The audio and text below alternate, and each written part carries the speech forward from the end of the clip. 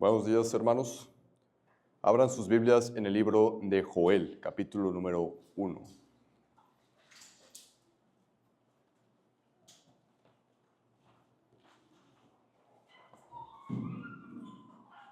Capítulo número 1 del libro de Joel. Hemos terminado con la serie de Oseas, pero no hemos terminado con la sección de la Escritura, que es el libro de los 12. Después del libro de Oseas sigue el libro de Joel, en los profetas menores. Gracias. Joel capítulo número 1, verso número 1. El título del sermón es El día del Señor. En Cielos Abiertos creemos que la Escritura es inspirada por Dios, es inerrante, es infalible y es el supremo juez de toda norma, fe y conducta. Joel capítulo número 1, verso número 1. Así dice el Señor, palabra de Jehová que vino a Joel, hijo de Petuel. Oíd esto, ancianos, y escuchad todos los moradores de la tierra. ¿Ha acontecido esto en vuestros días o en los días de vuestros padres? De esto contaréis a vuestros hijos y vuestros hijos a sus hijos y sus hijos a la otra generación. Lo que quedó de la oruga comió el saltón, y lo que quedó del saltón comió el revoltón, y la langosta comió lo que del revoltón había quedado. Despertad, borrachos, y llorad, gemid todos los que bebéis vino a causa del mosto, porque os es quitado de vuestra boca. Porque pueblo fuerte e innumerable subió a mi tierra, y sus dientes son dientes de león, y sus muelas muelas de león. Asoló mi vid y descortezó mi higuera, del todo la desnudó y derribó sus ramas, quedaron blancas. Llora tú como joven vestida de cilicio por el marido de su juventud. Desapareció de la casa de Jehová la ofrenda y la libación. Los sacerdotes, ministros de Jehová, están de duelo. El campo está desolado y se enlutó la tierra, porque el trigo fue destruido. Se secó el mosto, se perdió el aceite. Confundíos labradores, gemid viñeros por el trigo y la cebada, porque se perdió la mies del campo. La vid está seca y pereció la higuera, el granado también, la palmera y el manzano. Todos los árboles del campo se secaron, por lo cual se extinguió el gozo de los hijos de los hombres. Ceñíos y lamentad, sacerdotes, gemid, ministros del altar. Venid, dormid en silicio, ministros de mi Dios, porque quitada es de la casa de vuestro Dios la ofrenda y la libación. Proclamad ayuno, convocad asamblea, congregad a los ancianos y a todos los moradores de la tierra. En la casa de Jehová vuestro Dios, clamad a Jehová. Ay del día, porque cercano está, el día de Jehová, y vendrá como destrucción por el Todopoderoso. ¿No fue arrebatado el alimento delante de nuestros ojos, y la alegría y el placer de la casa de nuestro Dios? El grano se pudrió debajo de los terrones, los graneros fueron asolados, los alfolíes destruidos, porque se secó el trigo.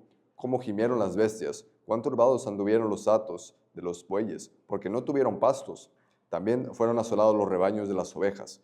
A ti, oh Jehová, clamaré, porque fuego consumió los pastos del desierto, y llama abrazó a todos los árboles del campo. Las bestias del campo bramarán también a ti, porque ya se secaron los arroyos de las aguas, y fuego consumió las praderas del desierto. Tocad trompeta en Sión y dad alarma en mi santo monte. Tiemblen todos los moradores de la tierra, porque viene el día de Jehová, porque está cercano. Día de tinieblas y de oscuridad, día de nubes y de sombra. Como sobre los montes se extiende el alba, así vendrá un pueblo grande y fuerte, semejante a él.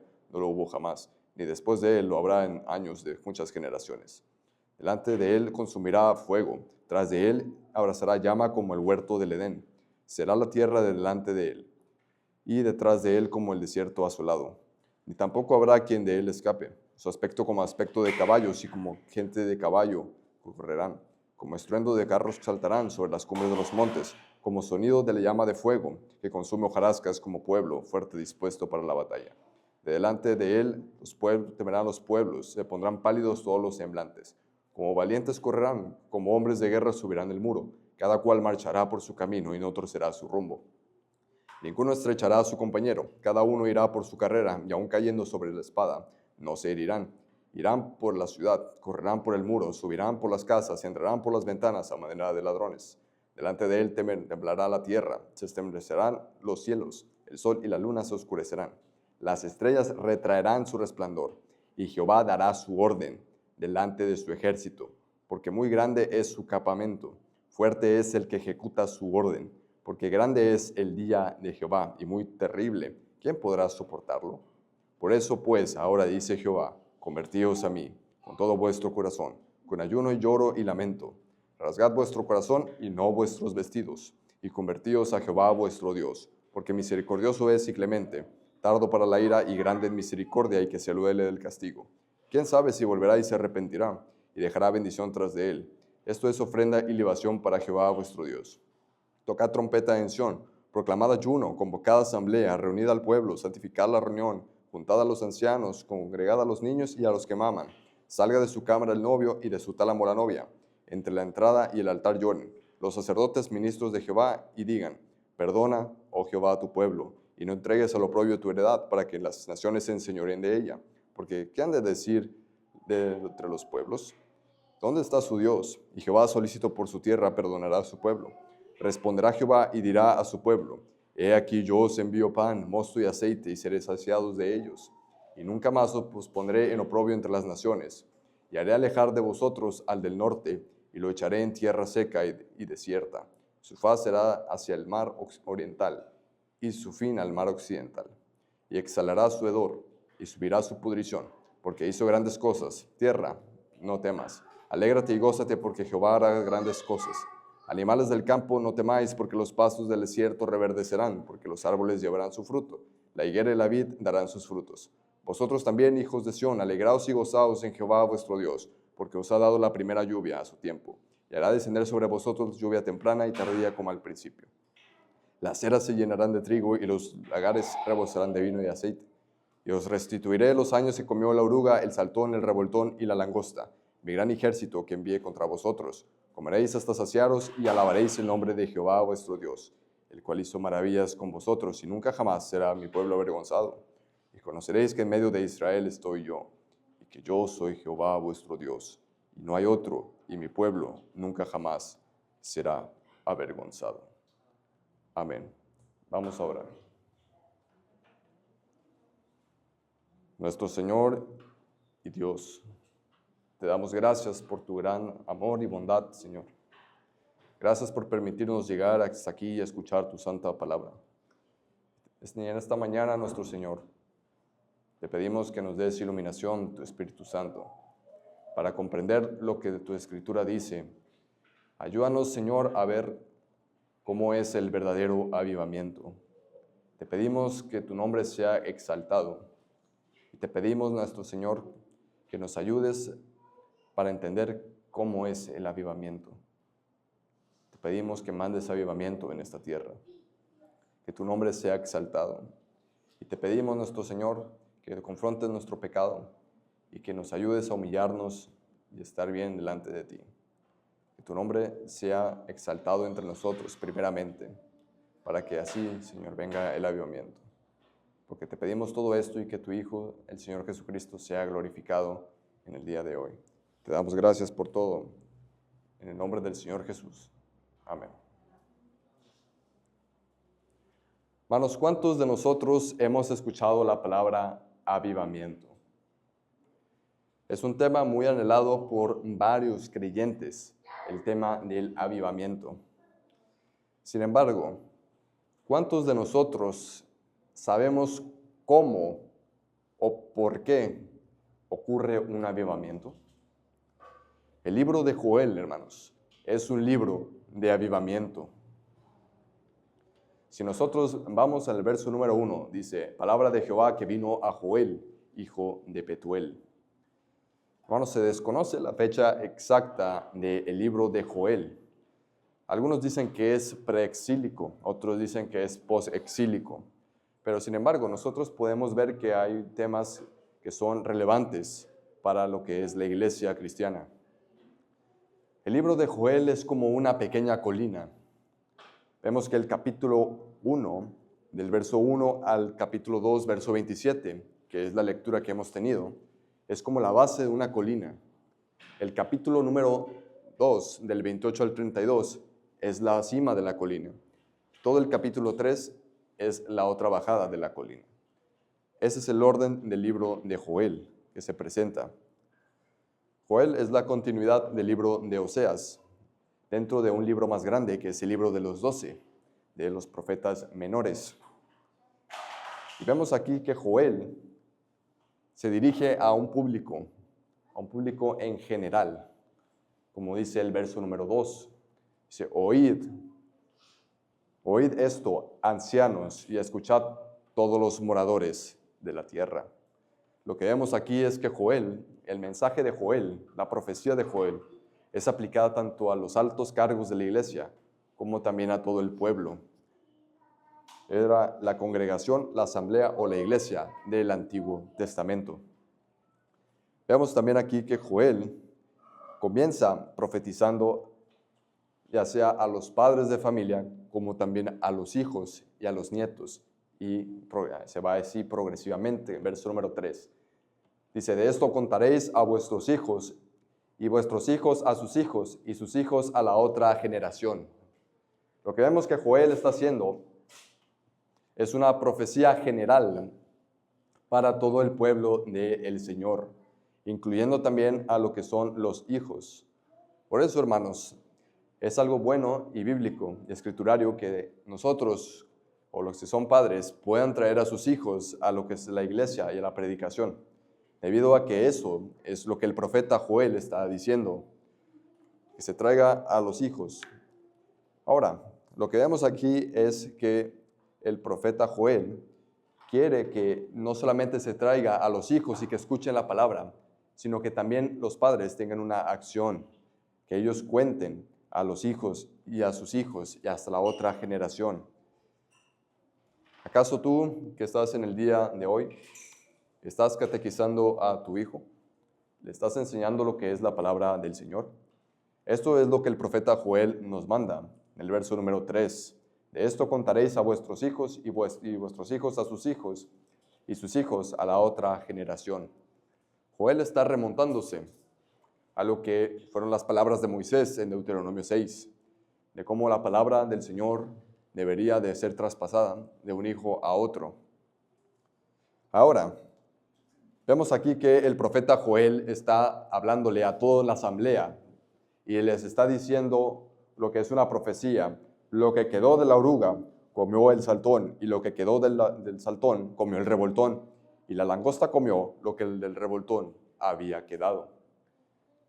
Vemos aquí que hay estos animales que están en este verso, el verso número 4.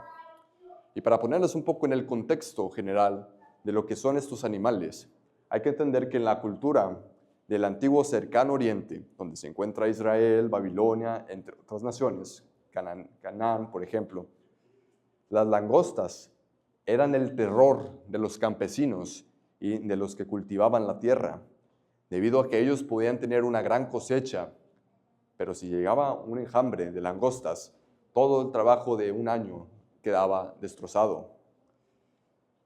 Joel está profetizándole juicio a la nación de Israel, la cual se encuentra viviendo bajo pecado. Por eso vemos en el verso 5 que dice, despertad borrachos y llorad, gemid todos los que bebéis vino y a causa del mosto, porque se os es quitado de vuestra boca. Israel en aquel entonces vivía en un tiempo de abundancia, de paz, vivía en seguridad. Ellos gozaban de lo que eran los recursos naturales de aquella tierra, lo que es la uva, lo que son los higos, lo que es también el olivo. Todo eso, ellos vivían en una abundancia y parece que todo estaba bien delante de Dios, se seguían las libaciones, el grano y el mosto. Sin embargo, había un pecado que ellos tenían y que ellos confiaban demasiado en sí mismos. Ellos empezaron a olvidarse de lo que era la misericordia del Señor y ellos empezaron a aprovechar los recursos y creyendo que ellos son de ellos.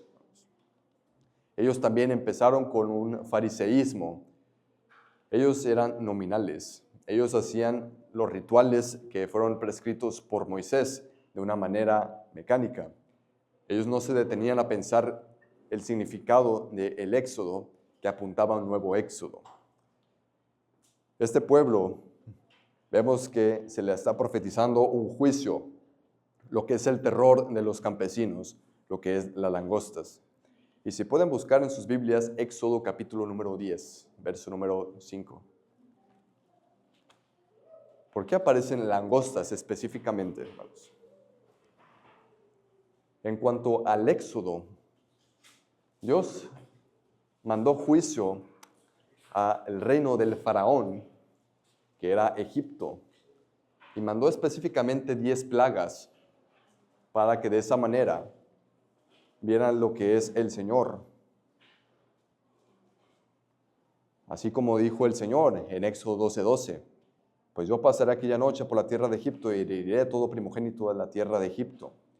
Y dice así como los hombres como de las bestias, y ejecutaré mis juicios en todos los dioses de Egipto. Yo, Jehová. El Señor está mandando juicio a lo que son los egipcios. Ahora, en el capítulo número 10, vemos que hay una plaga muy específica, que es la plaga de las langostas. Verso número 5, vemos que dice así el texto, la cual cubrirá la faz de la tierra, refiriéndose a las langostas, de modo que no pueda verse la tierra, y ella comerá lo que escapó, lo que quedó del granizo, comerá asimismo todo árbol que os fructifica en el campo. Vemos aquí que es un juicio interminable de parte del Señor hacia los egipcios. Verso 15 también, vemos lo mismo. Y cubrió la faz de todo el país y oscureció la tierra y consumió toda la hierba de la tierra y todo el fruto de los árboles que había quedado, el granizo. No quedó cosa verde en los árboles ni en hierba del campo en toda la tierra de Egipto. Estos fueron los devastadores juicios del Señor por medio de langostas al pueblo de Egipto. Pero ¿por qué aparecen ahora en nuestro texto? Si pueden buscar en Deuteronomio, capítulo 28. Aquí el Señor nos da la razón de por qué es que se enumeran estos insectos como una plaga, la cual fue en Egipto, pero ahora es aplicada a Israel. Verso número 60 de Deuteronomio 28. Así dice el Señor Dios.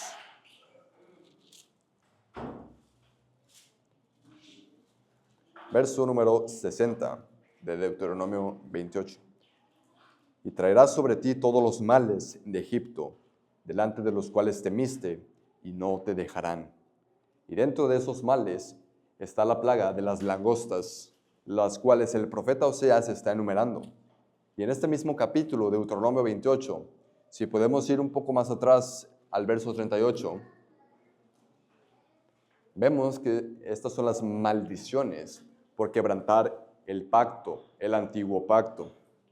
Verso número 38, dice, sacarás mucha semilla al campo, y que es lo que estamos viendo en el pasaje, que hay una abundancia de recursos. Sacarás mucha semilla del campo y recogerás poco, porque la langosta la consumirá. Y aquí lo que estamos viendo es esta misma plaga. Después dice el texto, y serás motivo de horror y servirás de refrán y de burla a todos los pueblos, los cuales te llevarán a Jehová. Veamos también verso 39, plantarás viñas y labrarás, pero no beberás vino, ni recogerás uvas, porque el gusano se las comerá. Tendrás olivos en todo tu territorio, mas no te ungirás con el aceite, porque tu aceituna se caerá. Y luego nosotros vemos aquí, del verso 42, toda tu arboleda y el fruto de tu tierra serán consumidos por la langosta. Es lo que estamos viendo en nuestro texto, que ellos por quebrantar el antiguo pacto, el pacto mosaico, vemos como Dios le trae las mismas plagas que ellos vieron en Egipto al pueblo de Israel por su pecado. Despertad borrachos y gemid todos los que bebéis vino, porque os es quitado de vuestra boca. Y después aparece más la descripción en los siguientes versos de cómo es el ejército innumerable, cómo es temible.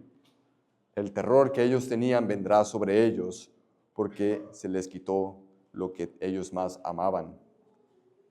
Incluso vemos en los demás versos, como el verso número 9, que incluso se les quitó las ofrendas de granos que ellos mismos servían al Señor.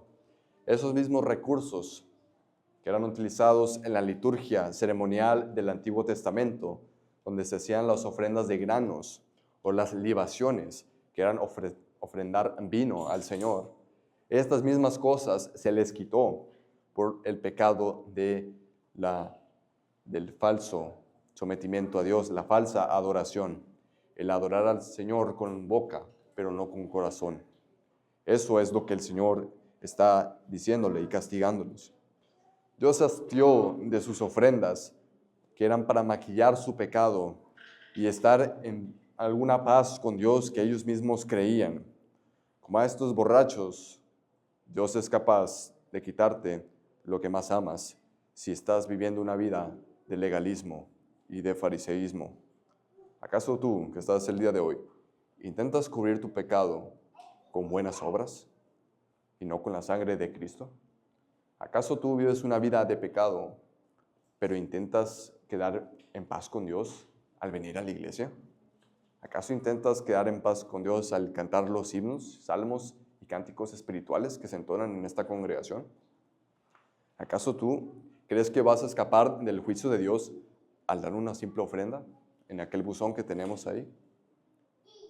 El Señor está atento a lo que es su pueblo.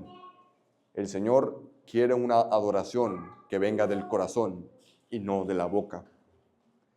Más adelante veremos cómo es la verdadera adoración del Señor. Dios llama a que su pueblo se humille ante Él. Como vemos más adelante, verso número 13, ceñíos y lamentad, sacerdotes, gemid, ministros del altar, venid, dormid en silicio, ministros de mi Dios, porque quitada es de la casa de vuestro Dios la ofrenda y la libación. Ante el juicio que vemos aquí en este pasaje, vemos que el Señor les manda a arrepentirse de su pecado. Les manda a que se humillen de delante del Señor. Lo que vemos aquí, y también en el verso 14, donde dice, proclamad ayuno, convocad asamblea, literalmente es santificad un ayuno y convoquen una asamblea, congregad a los ancianos y a todos los moradores de la tierra en la casa de Jehová, vuestro Dios, y clamad a Jehová.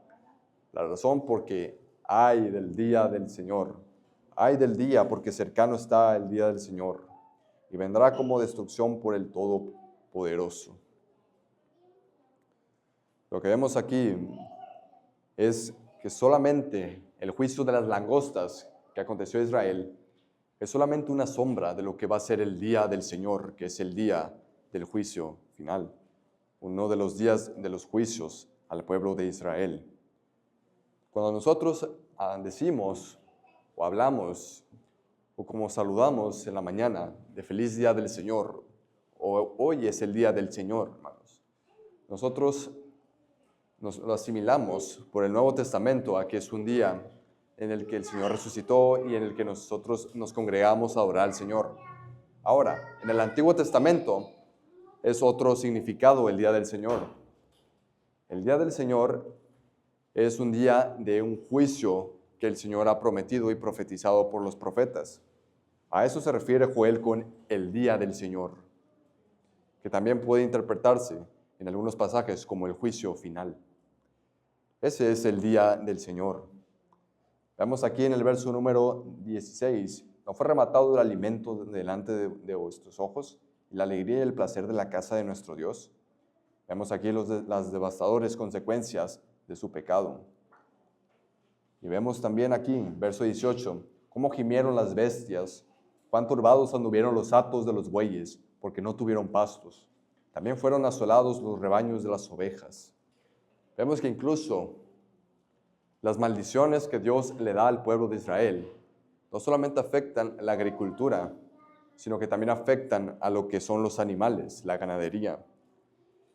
Y hermanos, lo que vemos aquí es que los animales están sufriendo por el pecado del hombre.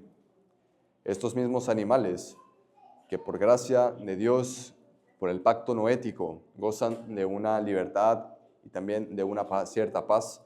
Esa paz y esa libertad es atentada por el pecado de los hombres. Nosotros vemos aquí en este pasaje que es prácticamente lo que el apóstol Pablo le estaba diciendo en Romanos 8, cuando la creación está sufriendo dolores de parto. Y es por el pecado de los hombres que destrozan lo que son los recursos por su pecado. Y Dios manda juicio a toda la tierra. Vemos aquí el clamor del profeta Oseas. A ti, oh Jehová, clamaré. Verso 19. Porque fuego consumió los pastos del desierto y llama abrazó todos los árboles del campo. Las bestias del campo bramarán también a ti, porque se secaron los arroyos de las aguas, y fuego consumió las praderas del desierto. Este es el juicio del Señor. Dios le dio juicio a su pueblo por sus pecados. Y esto es característico de la antigua administración del pacto de gracia, que es el pacto de obras, que vemos aquí, el pacto mosaico. Este pacto sale a relucir, donde a ellos se les demanda una perfección, como lo vimos en la mañana, obediencia, justicia y amor. Sin embargo, ellos al no dar lo que el Señor dice, al ellos quebrantar el pacto de obras, Dios manda juicio para con ellos. ¿Acaso tú que estás en el día de hoy, estás tratando de agradar a Dios con tus propias obras? ¿Acaso estás tratando de ser justo delante de Dios con tus propios méritos? Más adelante, vemos que en el verso número 1 del capítulo número 2 se da una alarma de guerra. Dice así el verso número 2.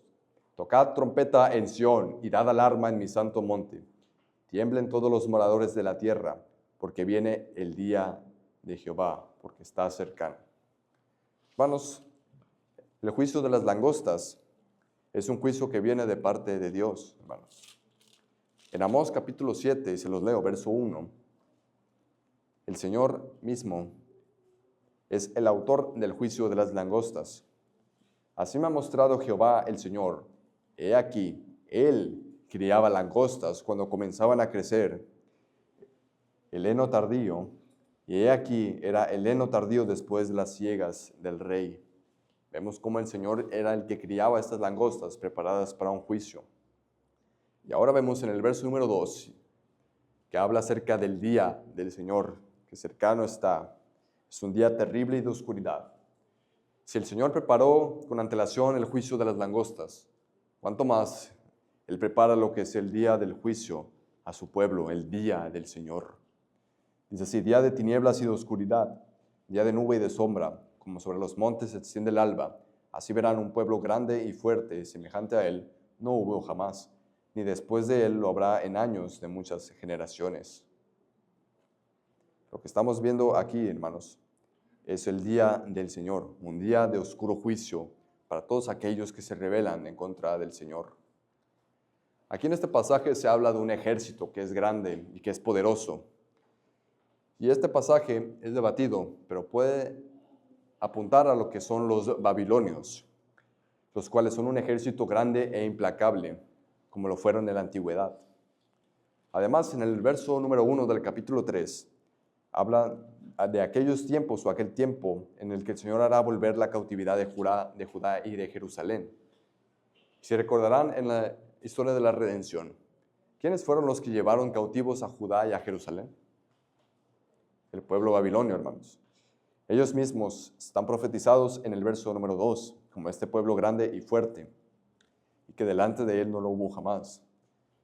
Y luego dice aquí en estos pasajes cómo son las devastadoras consecuencias del juicio de los babilonios, como ellos son agentes de destrucción, pero no son agentes de destrucción porque ellos mismos quieran serlo, sino que son agentes de destrucción porque el Señor mismo es el que manda juicio a través de los babilonios.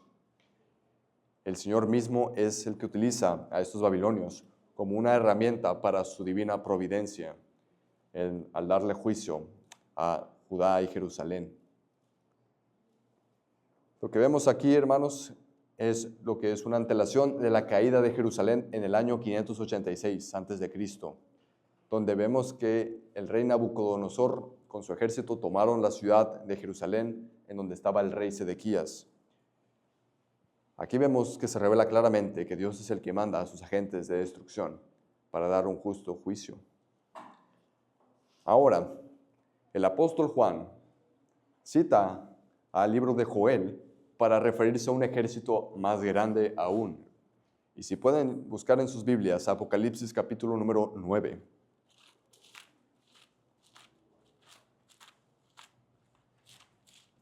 El apóstol Juan, al escribir la epístola de Apocalipsis a las 7 iglesias, vemos que él enumera y recopila lo que son las profecías oráculos de Joel para apuntarlos hacia una nueva y más grande profecía que va a acontecer en los últimos días, de los que ya estamos en ellos. Como dijo Juan, hijitos, ahorita, en este momento, ya son los últimos días. Como dijo Pedro en el Pentecostés. Vemos aquí, hermanos, que en Apocalipsis, capítulo número 9, desde el verso 1, vemos aquí un ejército implacable, que es un ejército satánico, y es un pueblo poderoso que ataca y atacará a todos aquellos que no sean parte del pueblo de Dios. Dice, el quinto ángel tocó la trompeta y vio una estrella que cayó del cielo a la tierra, lo cual es una referencia a Satanás. Y se le dio la llave del pozo del abismo. Y vemos aquí esta palabra, y se le dio, hermanos. Satanás o el diablo no es poderoso en sí mismo. Satanás no tiene poder sobre Dios ni sobre los hijos de Dios, sino que vemos en el verso 1 que se le dio algo. Lo que vemos aquí es que el diablo, como decía Lutero, es el diablo de Dios, porque Dios es el que da autoridad. Dios le dio la llave del abismo, del pozo del abismo.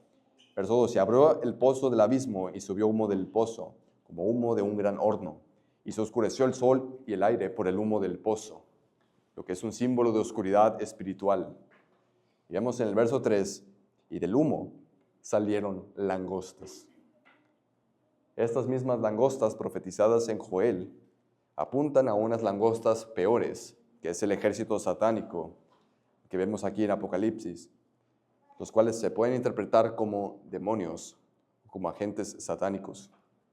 Y del humo salieron langostas sobre la tierra, y se les dio poder, otra vez esta frase, y se les dio poder, porque el Señor es soberano, incluso sobre los demonios, porque Dios creó a los mismos demonios y ángeles caídos.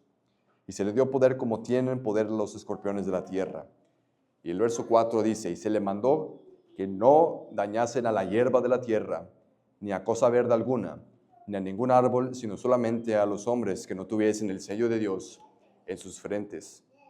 Estos árboles y estos campos verdes que vemos aquí son una referencia al pueblo de Dios. Como vimos en el sermón pasado en Oseas 14, los árboles, ya sea el olivo y todo ese tipo de vegetación, es un símbolo del pueblo de Dios. Como dice el Salmo 1, y será como un árbol plantado junto a corrientes.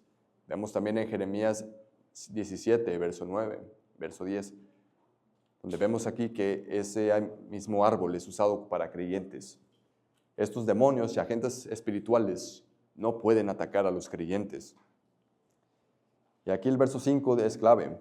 Y les fue dado no que los matasen, sino que los atormentasen 5 meses, refiriéndose a los no creyentes. Y su tormento era como tormento de escorpión cuando hiere al hombre. Y en aquellos días los hombres buscarán la muerte, pero no la hallarán, y ansiarán morir, pero la muerte huirá de ellos. Verso 7, y el aspecto de las langostas era semejante a caballos preparados para la guerra. En las cabezas tenían como coronas de oro, sus caras eran como caras humanas, y empieza dando la descripción.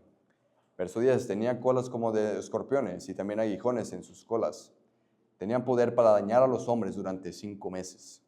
Verso 11, y tienen por rey sobre ellos al ángel del abismo, cuyo nombre en hebreo es Abadón y en griego Apolión. Lo que vemos aquí es este ejército innumerable que va a atacar a aquellos que no sean parte del pueblo de Dios. Y vemos aquí que Dios es el que ordena a este ejército. Los efectos son espirituales, hermanos. No podemos ver a estas langostas en nuestro día a día. Los efectos de estas langostas y de este ejército son espirituales. Lo que hacen estas langostas es crear males, como lo que son la pornografía, lo que son las disputas, lo que es la inmoralidad sexual, las noticias falsas, el encubrimiento de la corrupción, lo que también son los rumores falsos, el aborto, la eutanasia, la homosexualidad, la idolatría cultural, Todos esos males, hermanos, todo ese pecado es estimulado por estas langostas, por estos agentes espirituales que dañan a los hombres. Lo que hacen estos efectos espirituales, hermanos, que son estos pecados que acabo de enumerar, es que los hombres tengan ansiedad, que ellos nunca encuentren satisfacción, como dice el verso número 6, que ansiarán morir, pero la muerte huirá de ellos. Son estos efectos psicológicos, este terror que provoca en los hombres. Incluso, hermanos, parte de lo que es este juicio de las langostas puede enumerarse como las falsas doctrinas o las falsas enseñanzas, si vemos todo el contexto del libro de Apocalipsis o de la epístola a las 7 iglesias de Apocalipsis. Hermanos, si recordarán en Deuteronomio 13, cuando el Señor levanta, o de cierta manera levanta a los falsos profetas, hermanos, no es porque se agrade de lo que la doctrina, sino que esos falsos profetas, por la soberanía de Dios, se levantan para dos propósitos. El primer propósito es para que los falsos profetas les profeticen buenas cosas o falsedades a aquellos que no aman a Dios ni obedecen su ley, aquellos que no han encontrado la gracia de Dios porque no la anhelan ni la buscan. Y el otro efecto que tiene en Deuteronomio 13, que estos falsos profetas fueron levantados para probar al verdadero pueblo de Dios. Fueron llamados para probar al verdadero pueblo de Dios, para que escuchando las herejías que estos hombres dicen, ellos no sigan lo que ellos dicen de adorar a otros dioses o ídolos, sino que sigan al Señor y que se separen de ellos. Por eso, en el libro de Apocalipsis, del capítulo 2 al 3, vemos que entra las falsas enseñanzas a la iglesia, impulsada por estos agentes demoníacos. Por eso vemos aquí que está la doctrina de Balaam, como dice el verso 14 del capítulo 2. Por eso dice también, verso 15, y también tienes a los que retienen la doctrina de los nicolaitas, la que yo aborrezco. Por eso también vemos a Jezabel, que aparece en estos pasajes, verso 20. Pero tengo pocas cosas contra ti, que toleras que esa mujer Jezabel, que se dice profetiza, enseñe y seduzca a mis siervos a fornicar y a comer cosas sacrificadas a los ídolos. Lo que vemos aquí, hermanos, que son estas falsas doctrinas impulsadas por estos agentes demoníacos e incluso infiltradas a la iglesia. Por eso vemos pecado en algunas iglesias. Si vamos al centro del país, hermanos, a las iglesias que son las de la corriente popular, como por ejemplo las iglesias presbiterianas antiguas o metodistas o de bautistas incluso, vemos que tienen banderas LGBTIQ. ¿Por qué? Porque han sido sometidos a estas langostas, a estos agentes demoníacos que se infiltran entre los ministros y meten las falsas doctrinas. Por eso es que nosotros estamos viendo los devastadores efectos que tienen en algunas iglesias. Otro claro ejemplo, hermanos, es en las iglesias papistas, donde se enseña una justificación mala, una justificación distorsionada, como hemos visto en la mañana. Y Dios permite que se enseñe eso para dos propósitos: para darle juicio a aquellos que no obedecen al Señor y que no quieren reconocer al Señor Jesucristo como su Salvador y Señor. Pero el otro efecto es para aquellos que están ahí, teman al Señor y rechacen lo que se enseña ahí y salgan a buscar lo que el verdadero Dios enseña en su santa palabra. Por eso es que son estos efectos de las langostas. ¿Y acaso tú que estás aquí con nosotros serás víctima de este ejército de langostas y de gente a caballo en el día del Señor? Así como dice el verso número 20 de Apocalipsis 9, que a pesar de todo el pecado, de las falsas doctrinas, de la inmoralidad sexual, lo que son las disputas, los asesinatos, todos los males que traen estas langostas, dice así: y los otros hombres que no fueron muertos con estas plagas, ni aun así se arrepintieron de las obras de sus manos. No se arrepintieron de las obras de sus manos, los ídolos, ni dejaron de adorar a los demonios y a las imágenes de oro, de plata, de bronce, de piedra y de madera, las cuales no pueden ver, ni oír, ni andar. Semejantes a ellos son los que lo adoran, estando muertos espiritualmente, como el humo que vimos en el verso número 1 y 2 del capítulo 9. y no se arrepintieron de sus homicidios, ni de sus hechicerías, ni de su fornicación, ni de sus hurtos. Mismos efectos de las langostas, hermanos.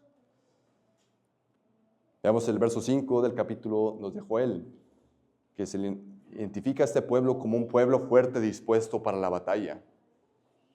Y más literal, un pueblo ordenado o enfilado para la batalla.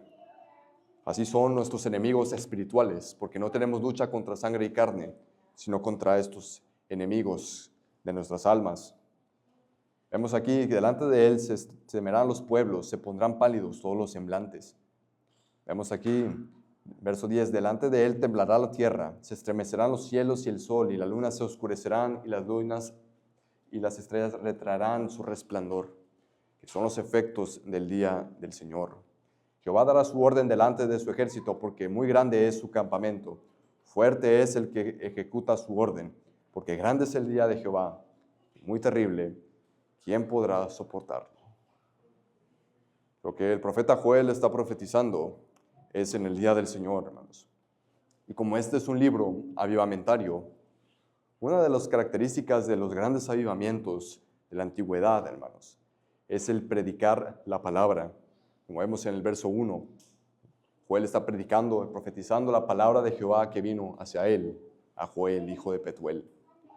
Y otra característica que vemos en los grandes avivamientos que han ocurrido en la historia es predicar acerca de la doctrina del infierno.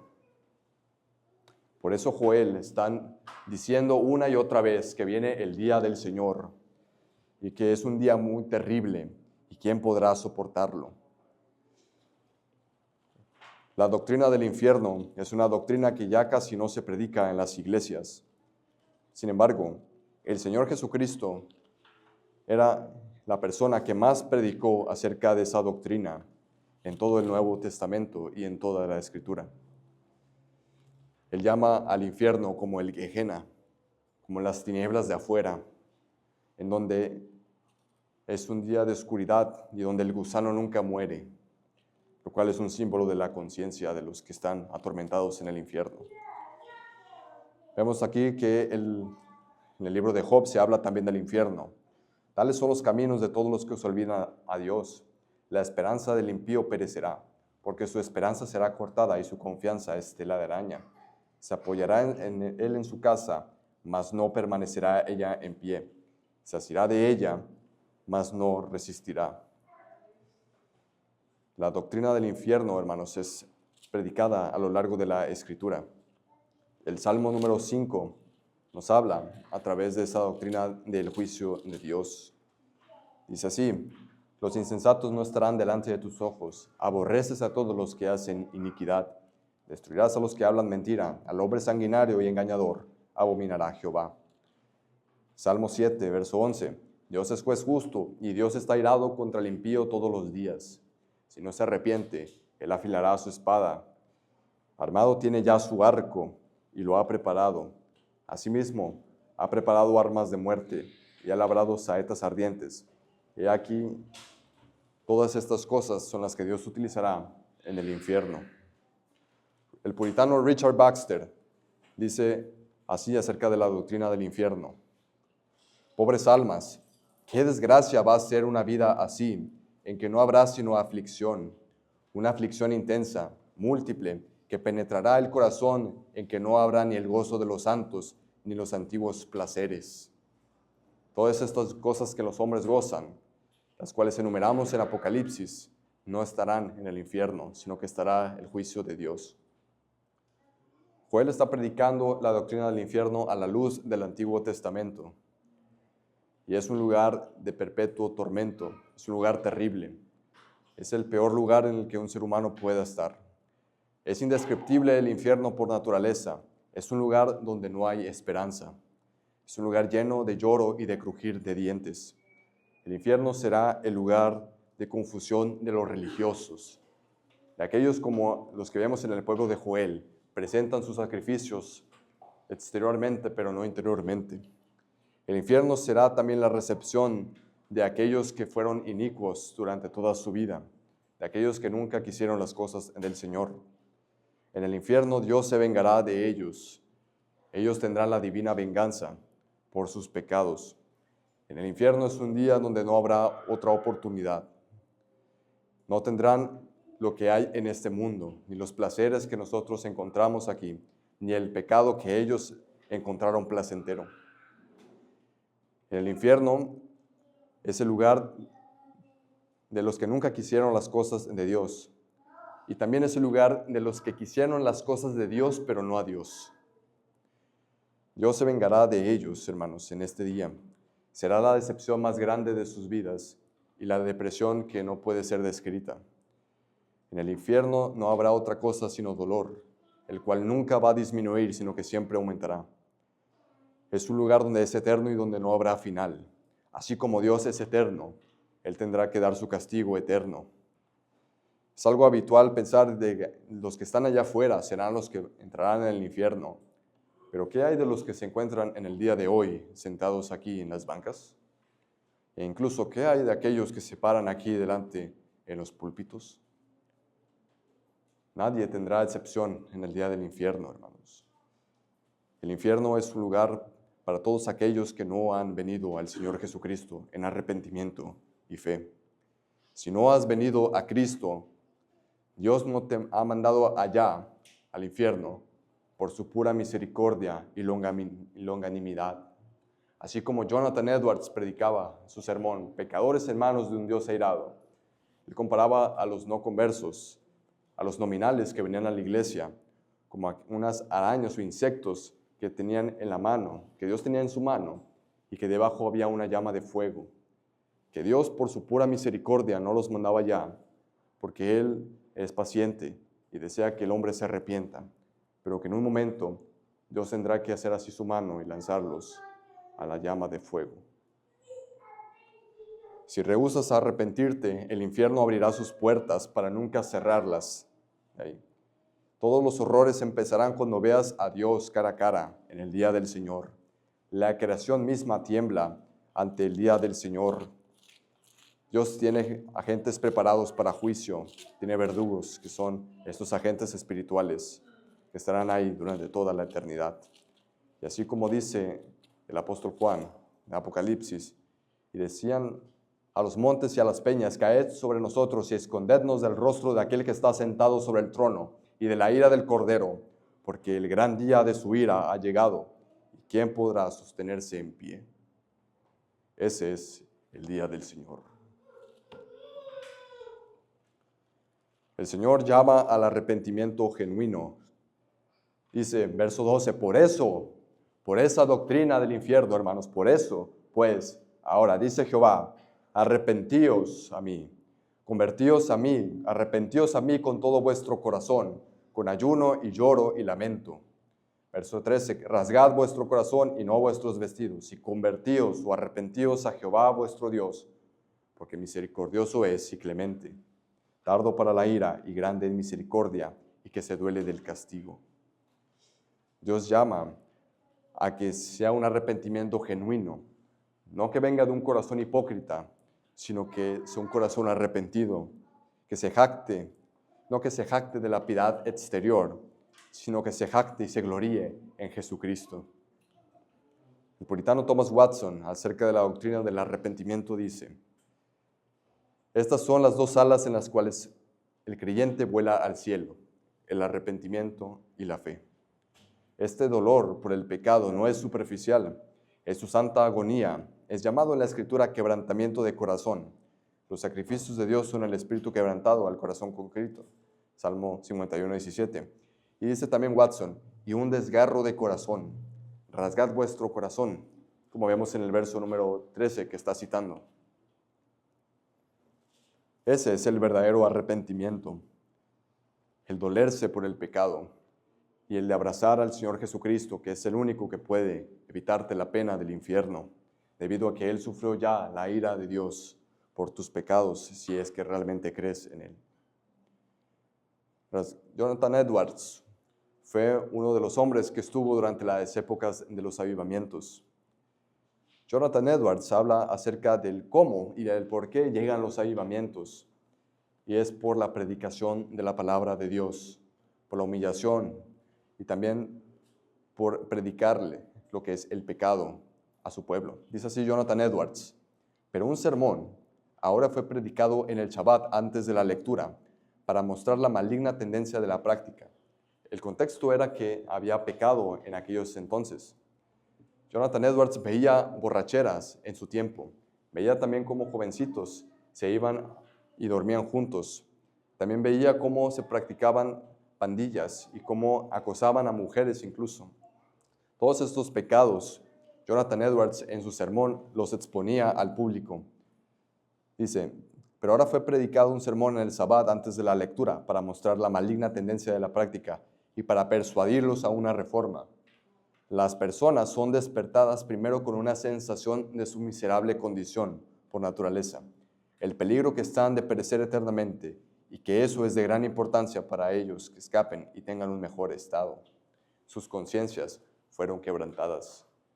El avivamiento empieza cuando se predica la palabra del Señor y hay convicción de pecado, que es lo que vemos aquí, cómo sus conciencias fueron quebrantadas por la palabra del Señor.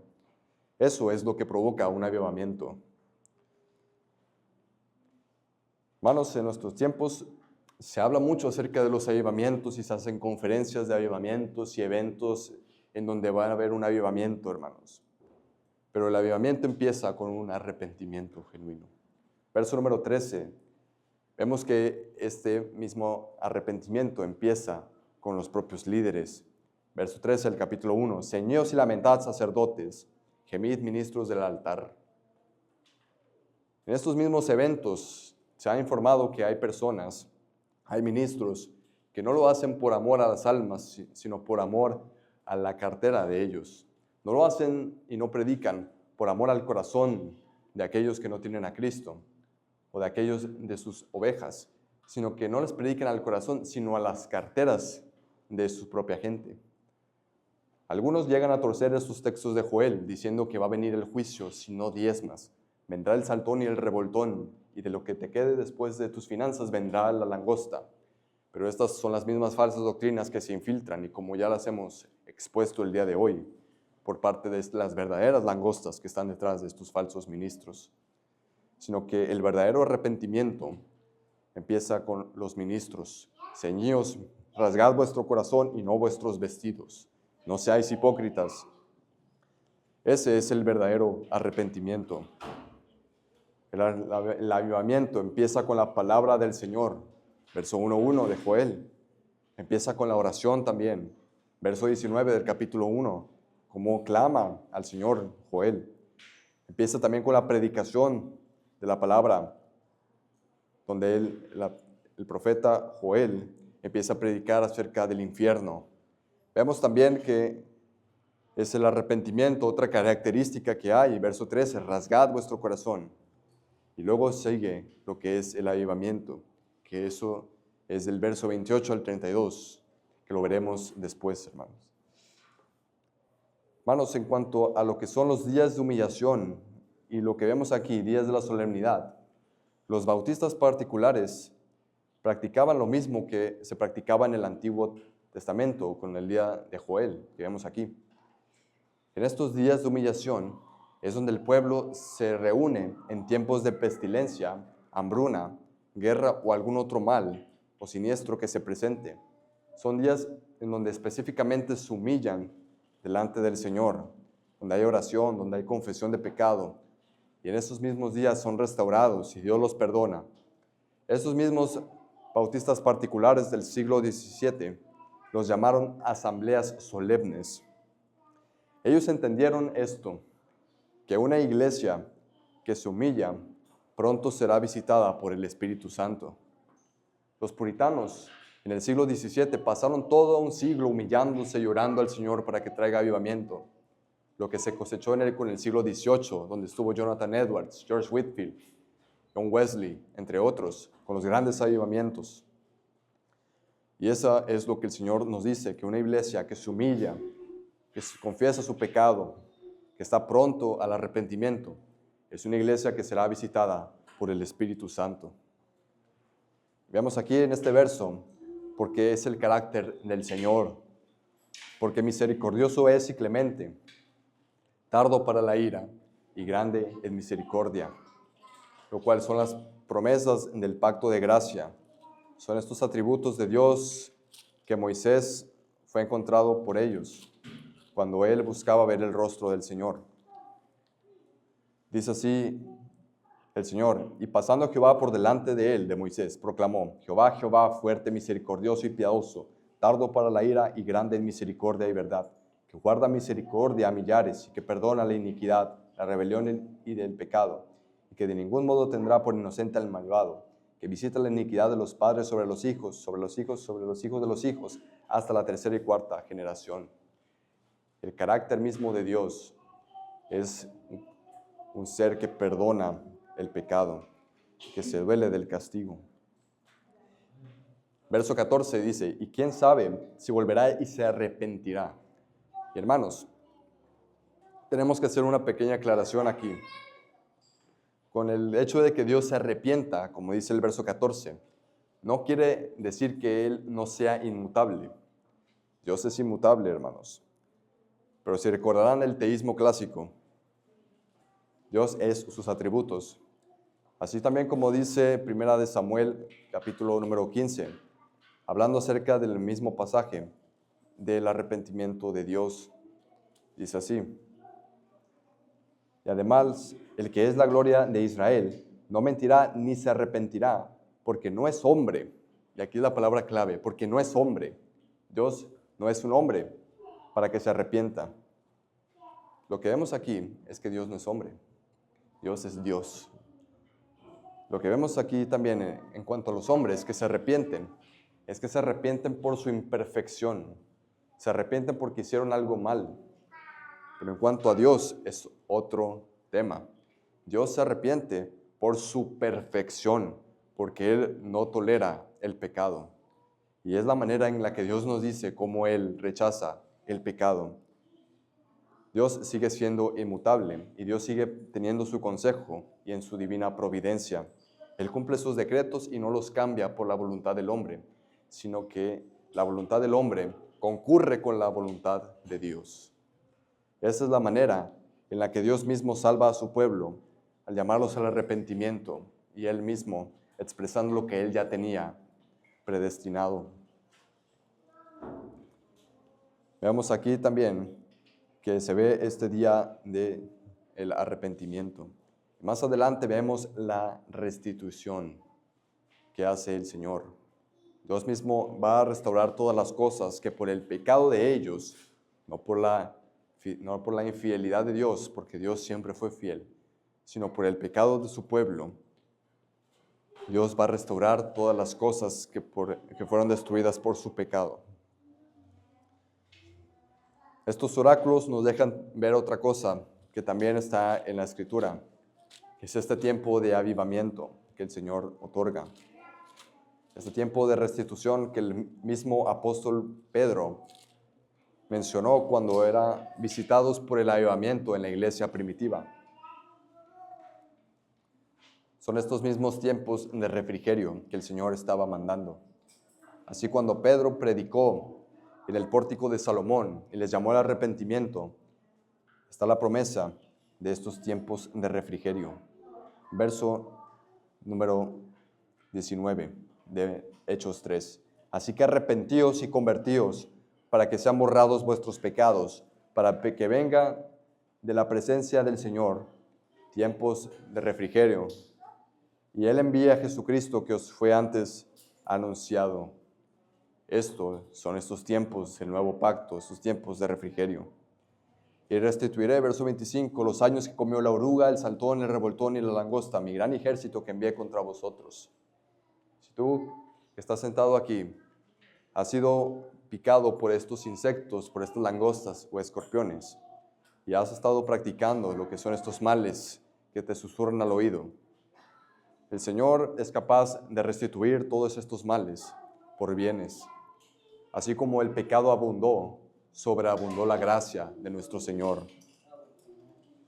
Verso 26, comeréis hasta saciaros y alabaréis el nombre de Jehová vuestro Dios, el cual hizo maravillas con vosotros, y nunca jamás será mi pueblo avergonzado.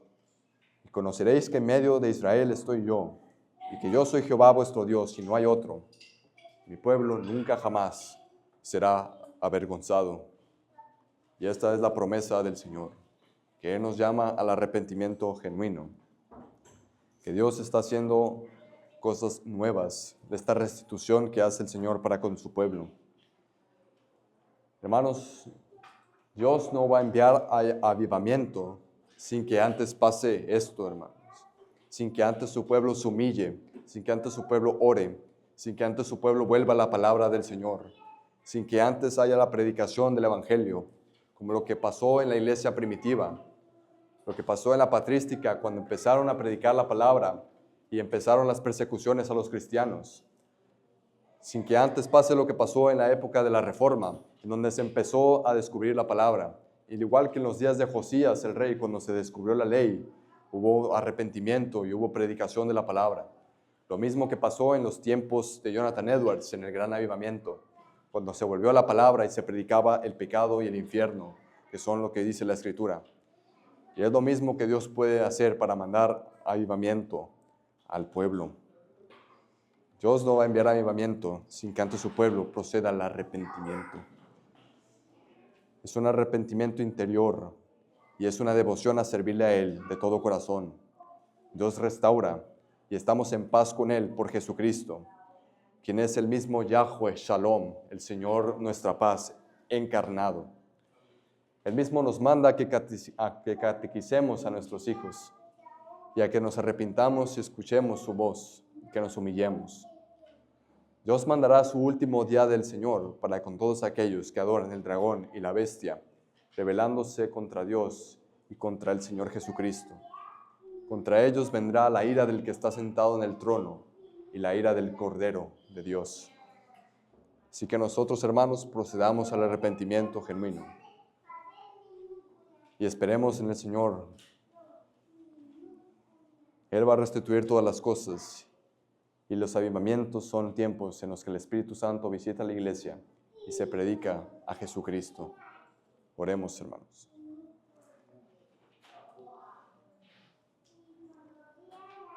Nuestro Señor Dios y Padre Celestial, te damos muchas gracias por ver tu palabra y por ver lo que dicen estos sacros oráculos sobre el verdadero arrepentimiento. Te damos gracias porque tú nos enseñas lo que es el avivamiento. Cómo el verdadero avivamiento empieza en el corazón y no en las palabras. Guárdanos, nuestro Señor, de toda hipocresía, de todo pecado, de toda maldad que nosotros podamos tener, Señor, incluso por influencia demoníaca. Guárdanos de falsas herejías, de falsas doctrinas, Señor, y de herejías mortales. Te pedimos, nuestro Señor, que nos apoyes en todo momento y que mandes avivamiento a esta tierra. Te pedimos que pongas en nosotros un espíritu que nos haga humillarnos delante de ti y estar en paz contigo. Te pedimos que nuestro Señor Jesucristo sea exaltado, que volvamos a la santa palabra de Dios. Tu palabra es verdad, nuestro Señor. Santifícanos, Señor, por medio de tu palabra. Te pedimos también, nuestro Señor, que pongas en nosotros un sentir por catequizar a nuestros hijos y enseñarles la doctrina que nos has enseñado, nuestro Señor. Te pedimos también, nuestro Señor, que envíes avivamiento a esta tierra y que muchas personas, y no pocas, procedan a creer y arrepentirse de sus pecados y que pongan su fe en el Señor Jesucristo. Te pedimos, nuestro Señor, que mandes tiempos de avivamiento. Te lo rogamos de todo corazón, porque te pedimos todo esto en el nombre de nuestro Señor Jesucristo. Amén.